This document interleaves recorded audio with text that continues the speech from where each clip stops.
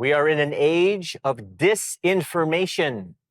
Today's guest, Aaron McKain, can help us understand the impact of disinformation on contemporary society.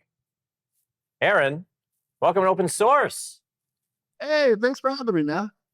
Look, I'm excited because I know that you really know this lane. You're a very smart guy. And some of this stuff is very confusing. And I've done some research on you before, and there was misinformation and disinformation and all these different things. Let's start at the beginning with disinformation, just so it's clear and precise. How would you define disinformation?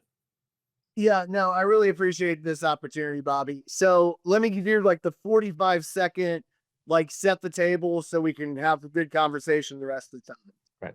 For like 2,000 years, there's only been about 3 different ways something can be unreliable or untrue. Like if you're reading Catcher in the Rye, you know Holden Caulfield isn't a reliable narrator, right? Silly stuff like that. Okay. So there's 3 different ways that something could be wrong or unreliable or BS or whatever. The first is factually unreliable. We call it the axis of facts. Like it's just misreporting, right? So let's call that misinformation. It's not a big deal. Second is biases and different perspectives. If you and I are in a car accident, we're going to write different things on the report. Fox News, MSNBC see the world in different ways. These are just biases. We've been dealing with that for forever. That can become misinformation, but who cares? We can fix it. Right. Disinformation is the third one, and it's about intent and motives. And so the other way something can be unreliable is in terms of how or why it's telling a particular story. And disinformation is the willful manipulation and spreading of false information to create a different reality, to try to win an information war, or to basically make people so cynical they no longer trust in things like science or the news or journalism or professors or pastors or comedians or whatever. So just getting those terms right actually saves us a lot of trouble. And if you nod politely, I'll know that I didn't totally screw that up. But yeah, so I think that's where just having that basic terminology at a national scale could solve so many problems. It's just a great way to kind of start these conversations. Well, look, and I knew you'd be the perfect guest for this precisely, right? Because this is a very, very important topic. And this is not a political show, but this is something that Trump does a lot, right? Where essentially disinformation is lying on purpose, right? As opposed to like making errors and different points of view. We're talking about lying. And so how pervasive is this, I don't know, this weaponization of the truth today?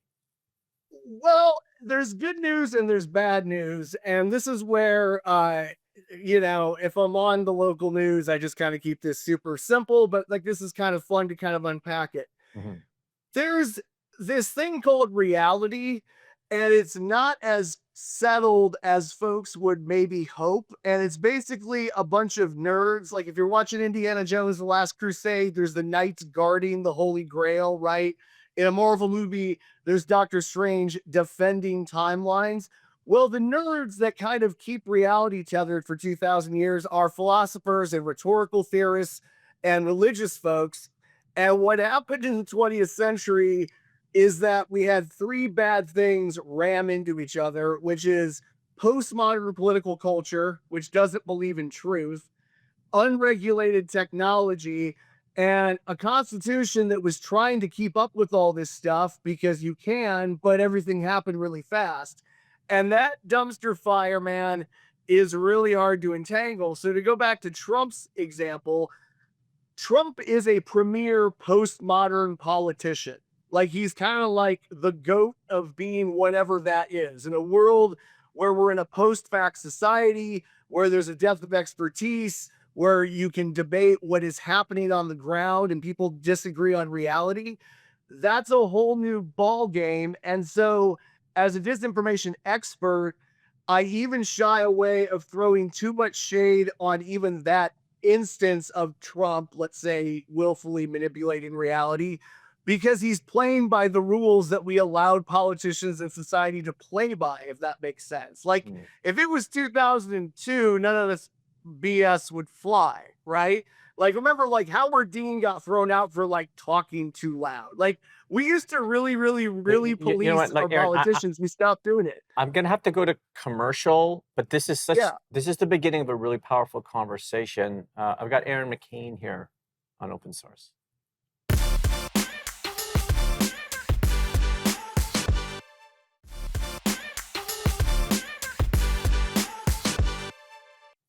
Welcome back to open source. I'm here with Aaron McKain. Let's talk elections. You were talking about Trump before. It's very interesting what you're saying, how he's this postmodern politician. He's sort of the confluence of a number of different forces, very complex. And I mean, this is the complexity that I was hoping to get. Let's talk about elections, though. And again, obviously I don't know what you're going to say. How nuanced is this sort of idea of disinformation within the purview of elections? I think I am finally. So here's the thing. I have been doing this work for 20 years. I literally started graduate school on 9/11 to do this stuff. Wow. My little Manhattan project, the Misfit Oppenheimers, we built one of the first multi-campus disinformation fighting systems back in 2005.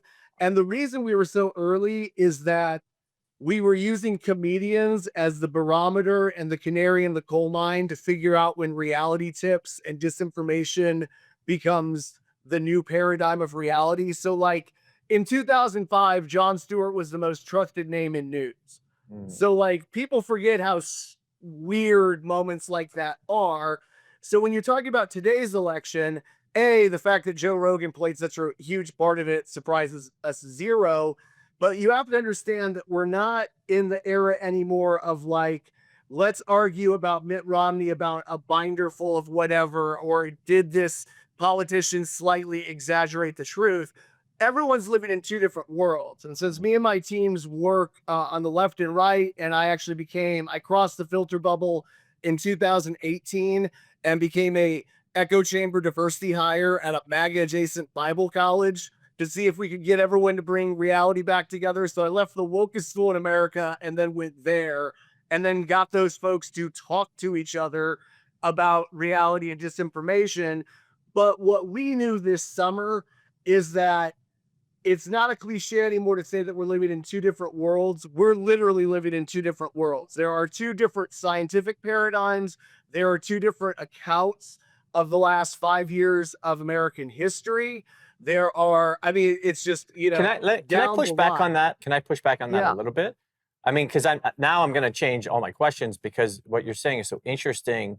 But then that occurs to me that it's not just two then, right? Because there's so many of these other sort of niche paradigms as well. I mean, how many different perceptions are we dealing with then? Yeah, this is the part that's not good. So, the reason, again, you want things like journalism and higher education keeping track of reality is because you're exactly right. This balkanization of reality can happen very quickly. And it's also what the symptoms of disinformation war look like. And I want to talk about that for a second because, again, as somebody who with kids, children, were in a city that was collapsing during a pandemic that was a postmodern information pandemic, and where we no longer could get reliable information in Minneapolis about what was happening blocks away, we are the survivors of disinformation war and post-digital civic collapse. And it gets nasty fast. And one of the things that affects people is trauma. I don't know if you've heard this term ontological shock that gets thrown around a little bit, but it's literally the idea that the mainstream media has finally started adopting, that when you cross these filter bubbles, when you interact with this other reality and you figure out that your reality isn't the meta reality or that there's an entirely different world, you technically suffer trauma symptoms. Because if trauma is an unnarratable event or your brain can't put these pieces together. So with the country right now, everyone is stuck in these filter bubbles, living in these different realities. And the people that are interesting are the ones that are crossing these boundaries and truly trying to inhabit both of them, but it's beating the hell out of them as well. And I think we have to also treat this as a mental health crisis. And we have to remember it's a disinformation it's a war. This is warfare. This is what casualties look like. This is what treating those casualties look like. Look, we only have 30 seconds to the break, and I should let you know, like I'm in Canada. You're in the US, so it's slightly different here, although we're all participating in the same social media ecosystem. In a world with no defined truth, and if you could just hint on it, how do we find it? You got to bring the moral compass back. So, for instance, while we were on the ground in 2020 in Minneapolis building disinformation fighting networks, what we were also building were mutual aid networks. So when people ran out of food, or there are food deserts, or there's people with guns, what you saw is that common humanity and that common empathy. You know what, Aaron? Let's pause Disinformation. there. Let's get into common empathy after the break. I've got Aaron McKain here on Open Source.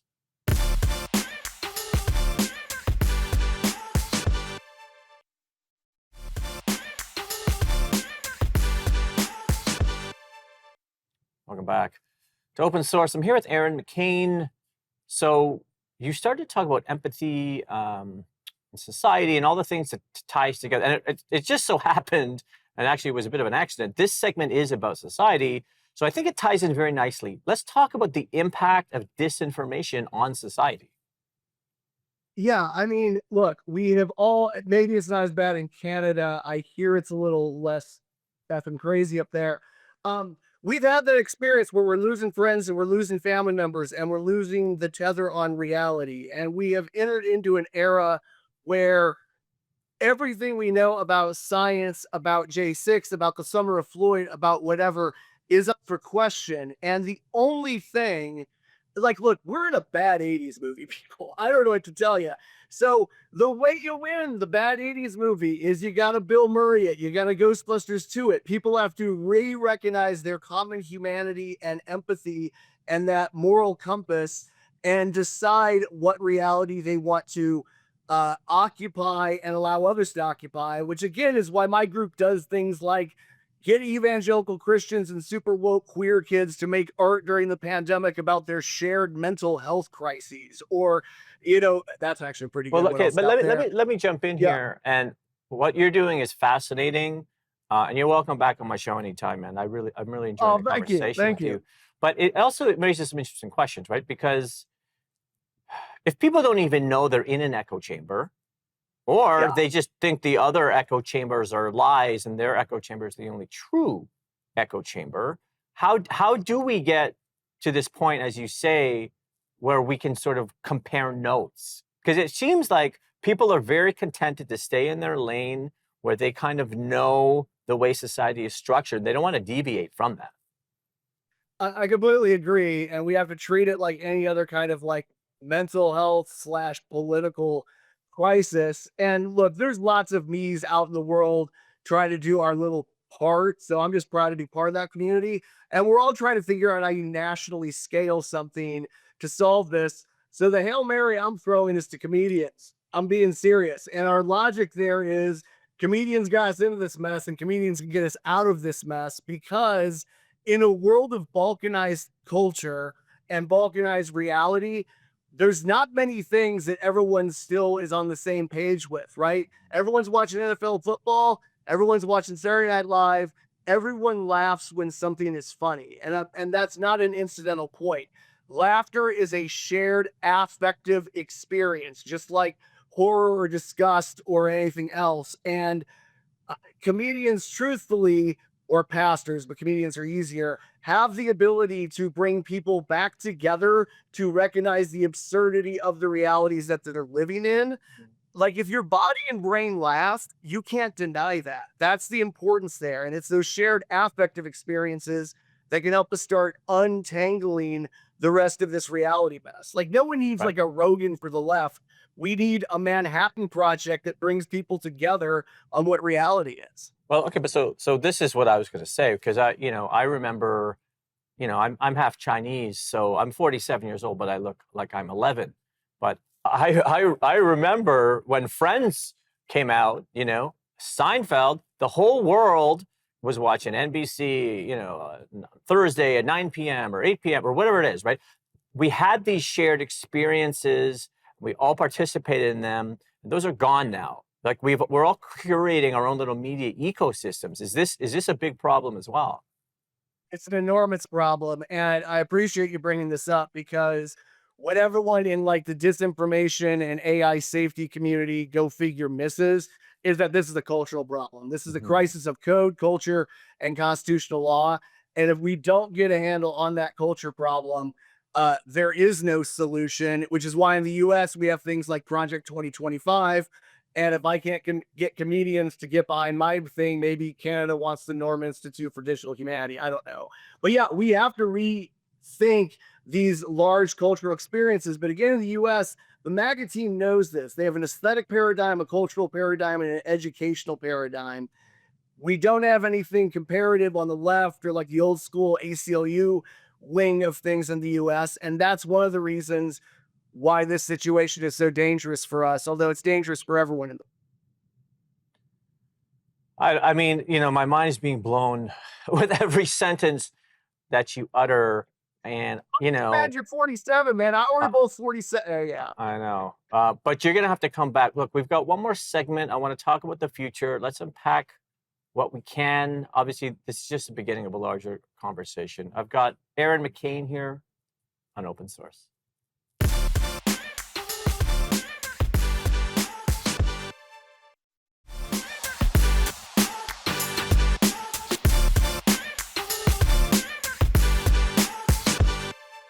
Welcome back to open source. I'm here with Aaron McKain.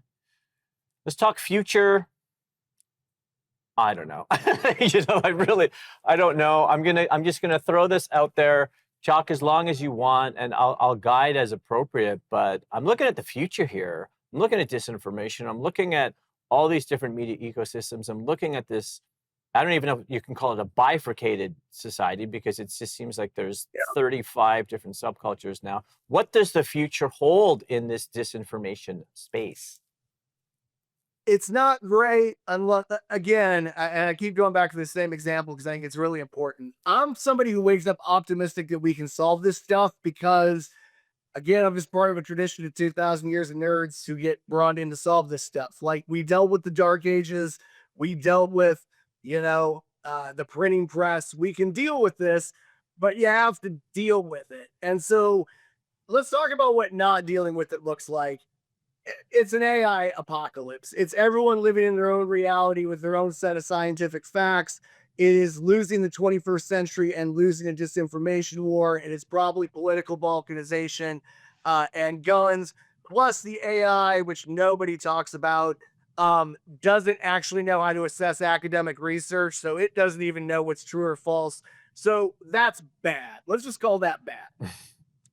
The way you fix it is you have to take the problem seriously, recognize there's a disinformation war, recognize that you have allies in that disinformation war, and recognize that the people who were Manchurian candidated and gaslit like robots are not to blame and are not not the problem. And I get you can make me a list of 1,000 people who were the problem, but we're talking about a global issue, right? It's insignificant. So what has to happen is a Manhattan Project. And what Manhattan Projects mean is you get the right nerds back at the table because the right nerds kind of got pushed out of this conversation, which is a larger mess. And you start seeing who's been building what in the tool shed. You figure out a way to make a national conversation about whose weird gadgets and, Rick Sanchez and Dr. Strange stuff works and doesn't. And you start figuring out how to nationally scale it, starting with states and local communities. Mm. And then if it works, get it to a national level. And if it double works, get it to an international level, which is what treaties are for. But Sure, but let me I jump in. think Let me jump in. yeah. I think your point of view is fascinating. But you referenced AI, so we got to talk about AI a little bit because we're becoming an AI economy. We're becoming an AI society. We're becoming a world where the humans are being removed from the dissemination of this information. And as you pointed out, can AI even differentiate between the various forms of information and disinformation? No, and there's a complicated reason for that, but there's an easy one, which is this. If you had cancer, you would probably want an oncologist. Okay. They forgot to program in the equivalent of oncology into the AI, which is rhetorical and narrative theory, which is that 2,000-year-old tradition of nerds. And the AI couldn't do it because we're kind of AI proof. We're the people who figure out how contexts work and why one group believes one thing. Okay. The AI wasn't able to do that, but the AI is schizophrenic and chat BPDE because we're so schizophrenic and chat BPDE. And then the AI started canceling and programming reality based on value statements from the SJW left or the MAGA right. So the poor, I feel sorry for the AI. Like the poor AI is programmed to be woke, MAGA, uh, a believer in science with no ability to process science. And if you actually push it on scientific disputes, you can make it change its mind, which is the most terrifying thing on earth, right? So Right. again, every search thing that you type in, every misstatement you make, every time you spread disinformation is part of this ecosystem. It gets sucked into the AI.